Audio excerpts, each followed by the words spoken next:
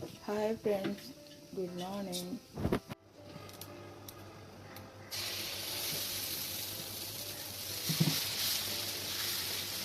First పలుచగా ఉంటే చాలా బాగా తినాలనిపించింది. కొంతమందికి మందంగా ఉంటే తినాలనిపించింది. ఎందుకంటే నోట్లో పెట్టుకుంటే ఏ నోట్లో వచ్చినట్టు అనిపించదు వాళ్ళకి. అందుకని వాళ్ళు మందంగా ఉండాలి అర్థం అనుకుంటారు. ఎవరికి ఎలా ఉండాలి అని కామెంట్ సెక్షన్లో కనుకోండి, కామెంట్ బాక్స్లో ఎవరికి ఏది ఇష్టము.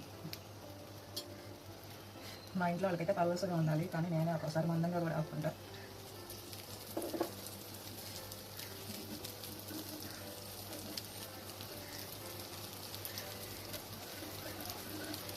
మందంగా వేస్తే తొందరగా అయిపోయినట్టు ఉంటుంది.